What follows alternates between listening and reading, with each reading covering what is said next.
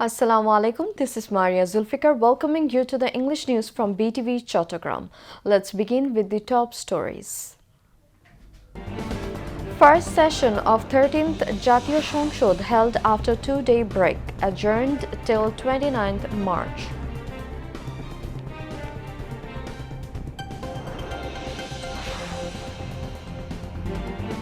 Prime Minister Tariq Rahman to inaugurate canal excavation program in Kaharal Upazila of Dinajpur tomorrow.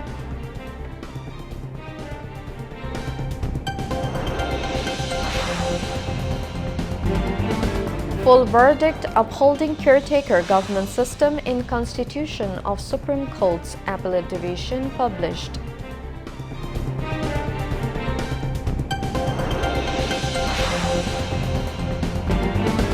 Commerce Minister calls upon traders to ensure supply of goods, taking people's purchasing power into account.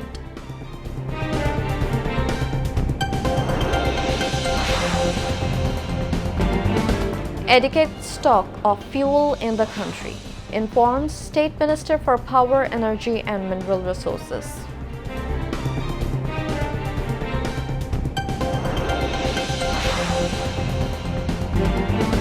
Next testimony against four, including Mahbubul Alam Hanif, in murder case during July uprising set on April 5.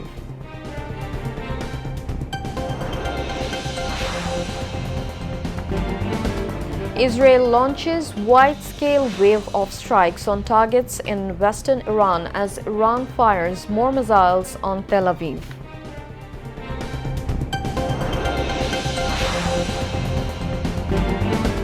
And Pakistan chasing target of 291 runs against Bangladesh in series deciding third ODI in Mirpur.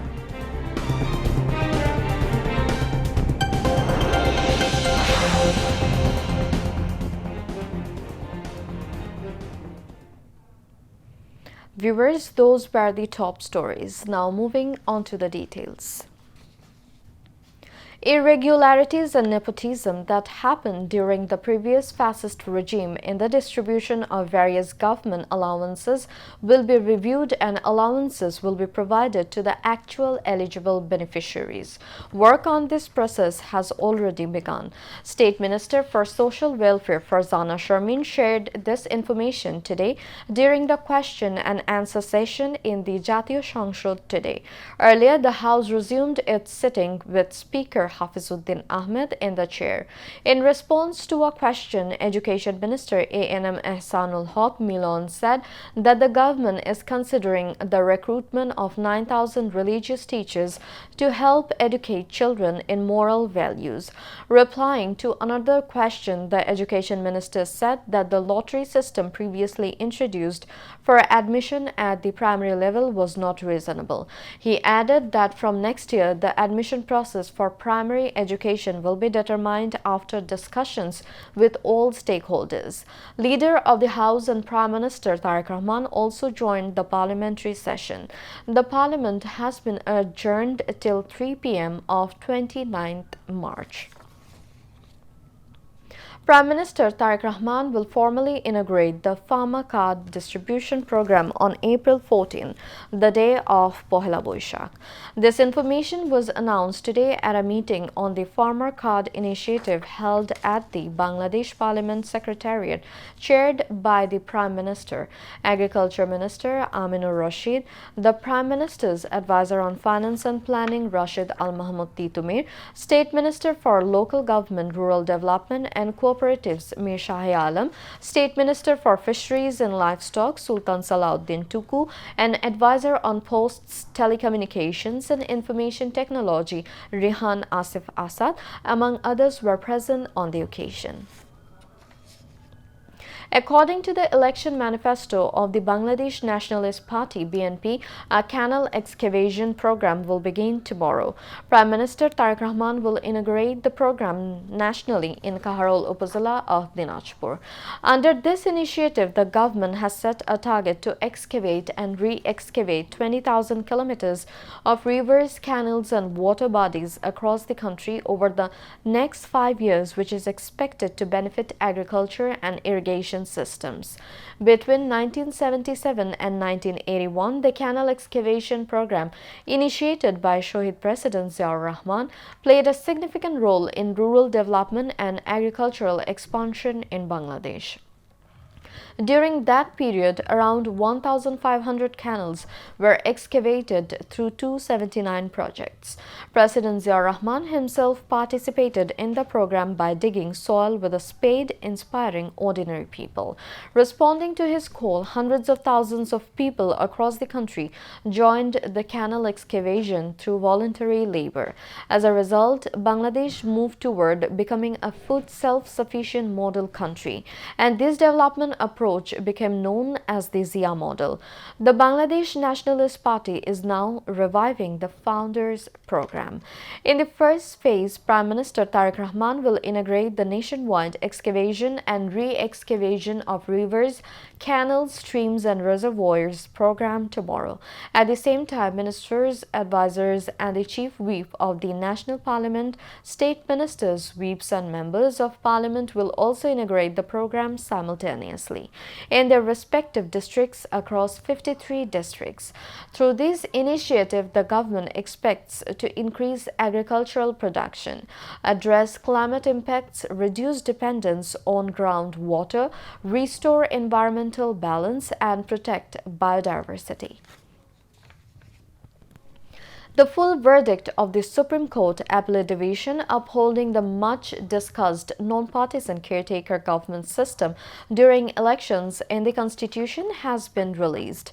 Today, the Supreme Court's website published the 74-page verdict, which was authored by then Chief Justice Dr. Syed Rifat Ahmed. In 1996, during the BNP government, the 13th Amendment to the Constitution introduced the non-partisan caretaker government system in Bangladesh. During the Awami League government in 2011, the Appellate Division of the Supreme Court declared the 13th Amendment null and void, resulting in the abolition of the caretaker government system. After the fall of the Awami League government during the interim government period, a review petition of the 2011 verdict was filed, prompting the Supreme Court to decide on a fresh appellate hearing. Subsequently, the Supreme Court declared the annulment of the 13th Amendment invalid and decided to restore the non-partisan caretaker government system during elections. Commerce Minister Khandokar Abdul Muqtadir has called upon the business community to maintain a stable supply chain and keep these prices of essential commodities within the purchasing power of the general public. The minister made these remarks during a review meeting on the supply and market price situation of consumer goods held this afternoon at the city's Khatunganj area, one of the country's largest wholesale commodity hubs in Chattogram. Addressing the traders, the Commerce Minister noted that the current market stock arrived in the country prior to the ongoing conflicts in the Middle East. He reassured the public that there are no shortages of edible oil or fuel in the country. However, he acknowledged reports of some small-scale traders charging inflated prices. Everyone must remain vigilant to ensure that no one can create unnecessary instability in the market, the minister warned. Khatunganj Trade and Industries Association President Muhammad Abdus Salam presided over the meeting. Among others, Deputy General Secretary Rizal Karim Azad, former Acting President Abul Bashar Chaudhry, Commerce Secretary Mahbub Rahman, Deputy Commissioner Zahidul Islam Mia, and senior officials of the administration and business leaders were present at the time. Later, the minister held a view exchange meeting at the local circuit house with the Chattogram divisional and district administrations alongside various business leaders. The minister emphasized the importance of increasing investment to ensure national economic stability. He assured the business community that the government is committed to providing swift solutions to the various challenges they face. Deputy Commissioner Zahidul Islam Mia presided over the meeting among others. Commerce Secretary Mahbub Rahman, Divisional Commissioner Dr. Ziauddin, and senior officials of various administration and business leaders were present.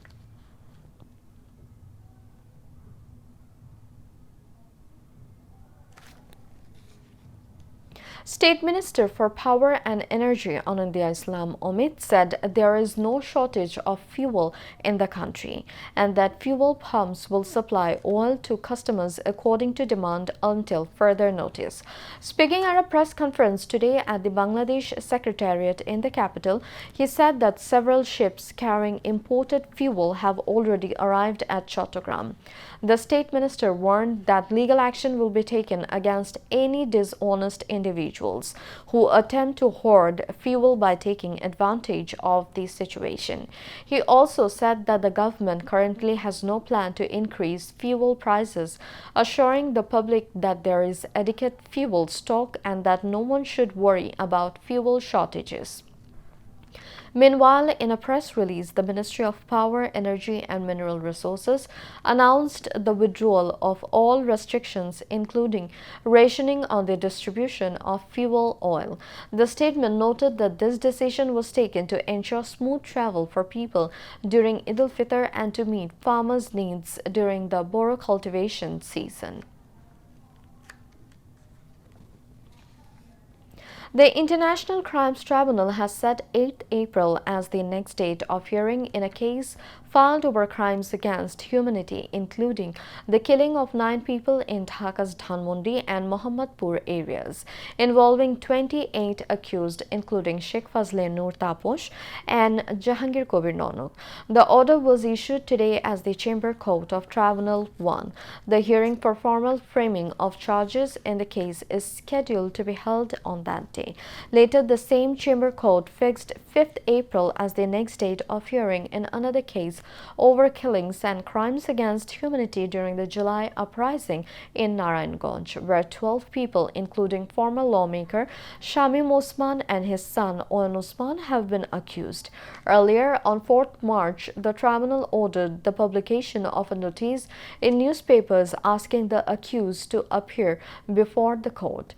On the other hand, Tribunal 2 has set 5th April for the next witness hearing in a case filed over the killing of 6 people in Kushtia during the July uprising. 4 people, including Mahbubul Alam Hanif, have been accused in the case. A total of 5 arrested accused in these cases were produced before the tribunals this morning. Now, international news.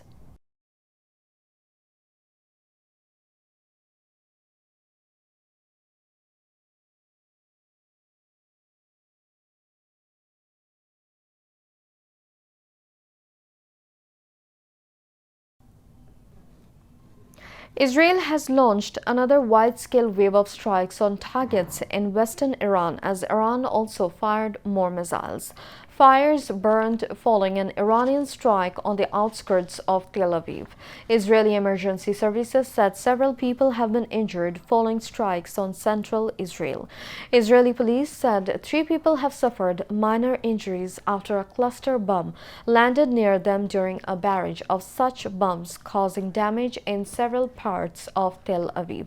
Earlier, Israel said it had launched wide-scale strikes on targets in western Iran. Iranians were seen clearing debris from damaged homes and walking past piles of rubble in the capital, Tehran. Countries in the Gulf are still dealing with attacks in a war they feel they have been unjustly pulled into. Iran's Foreign Minister Abbas Araghchi has told Fars news agency linked to Iran's Revolutionary Guard Corps that Iran is not targeting civilian or residential areas. But in Dubai, images of debris striking the airport, a residential building, and a luxury hotel have circulated widely online. As the United Arab Emirates continues to intercept attacks. Operations at one of the largest oil facilities in the Middle East, Fujairah oil industry, have restarted after it was targeted by a drone strike. Fujairah officials said a fire was caused in the facility by falling debris following the successful interception of a drone by air defenses. Meanwhile, U.S. President Donald Trump said Iran wants to make a deal to end the war, but the terms are not good enough yet. United States President Donald Trump has said the country's military bombed military installations on Iran's Karg Island, warning the area's critical oil facilities could be next if Iran continues to block the Strait of Hormuz. The U.S. president said he had chosen not to wipe out oil infrastructure on the Iranian island for now. Iran, in turn, threatened on Saturday to reduce U.S.-linked oil facilities to a pile of ashes if oil structures on the island were attacked, as the U.S.-Israel war on Iran spilled over into a global oil price crisis already in the making. U.S. Central Command CENTCOM spoke later at the day of what it described as a large-scale precision strike. CENTCOM said U.S. forces successfully struck more than 90 Iranian military targets. State media outlet IRNA, citing a senior provincial official, said exports from the island were continuing normally despite the U.S. attack. Karg Island is where more than 90% of Iran's oil is exported. Crude oil prices have surged more than 40% since the war began. Now, sports news.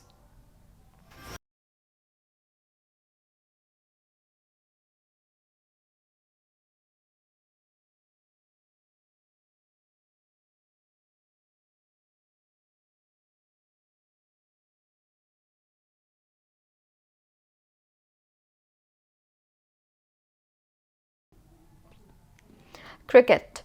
Pakistan is chasing a target of 291 runs against Bangladesh in today's series deciding third ODI at the Sher-e-Bangla National Stadium in Mirpur. The Tigers posted 290 runs for 5 in their 50 overs. The star of the show was Tanzit Hassan Tamim, who scored a magnificent 107. He was well supported by Saif Hassan, with the pair putting on a 105-run opening stand. Haris Rauf was the standout performer for Pakistan, taking 3 for 52. Pakistan's pursuit of 291 got off to a shaky start.